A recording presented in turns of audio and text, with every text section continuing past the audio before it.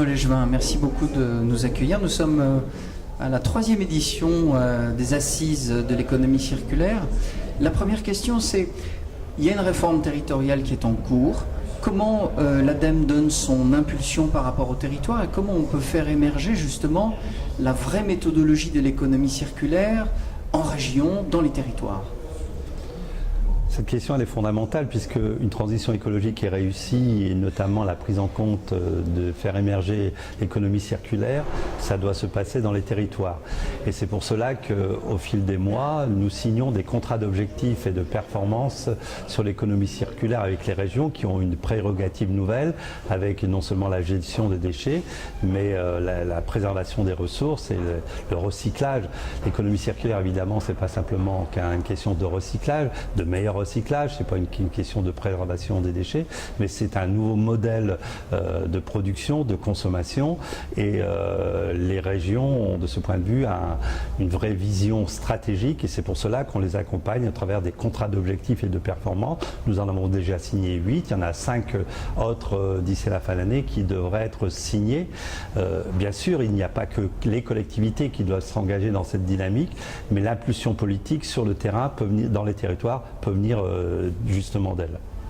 On a un nouveau gouvernement, on a un titre d'un quotidien ce matin, les grandes réformes, le défi c'est l'emploi. Par rapport justement à cette thématique, comment est-ce qu'on peut initier un grand plan de formation autour de l'économie circulaire? Quel véritable trésor de relais d'emploi, de formation on peut trouver avec? Qui dit évolution de modèle économique qui préserve, dit évolution dans la manière de travailler, de concevoir les produits, de redonner une vie aux déchets. C'est des nouveaux métiers qu'il faut faire émerger. C'est la transition professionnelle qu'il faut faire réussir. C'est des formations nouvelles qu'il faut accompagner. Et c'est en perspective des centaines de milliers d'emplois. Il en existe déjà. Dans la réparation, par exemple, c'est, je crois, 275 000 emplois qui existent. Il faut stimuler cette dynamique. Mais en même temps, l'économie circulaire, ça va créer des emplois. Probablement, ça va en détruire. Et donc, un plan de formation pour assurer cette transition professionnelle, c'est essentiel. Il n'y a pas de réussite d'évolution de modèle de société, de modèle économique, sans accompagnement. Il faut les anticiper, tant d'un point de vue économique, d'un point de vue social et d'un point de vue formation. On a à peu près 120 entreprises, des éco-entreprises françaises au Club ADEME International. Quel petit mot vous pourriez dire justement par rapport à la projection du savoir-faire français sur cette économie circulaire à l'étranger? L'économie circulaire, qui est un nouveau modèle de société, incite, impulse l'innovation, la recherche, le développement. Et quand on a cette expérience, quand on a ce savoir-faire en France, c'est une perspective de développement à l'international.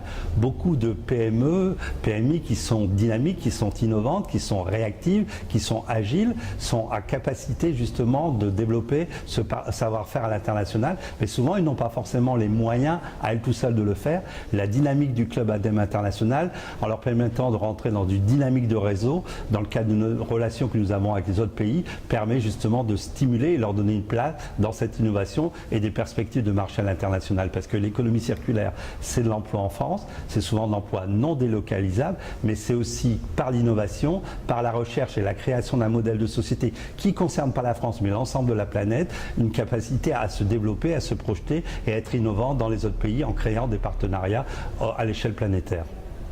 Bruno Legevin, merci beaucoup en tous les cas et bonne continuation dans la journée. Merci mille fois. Merci.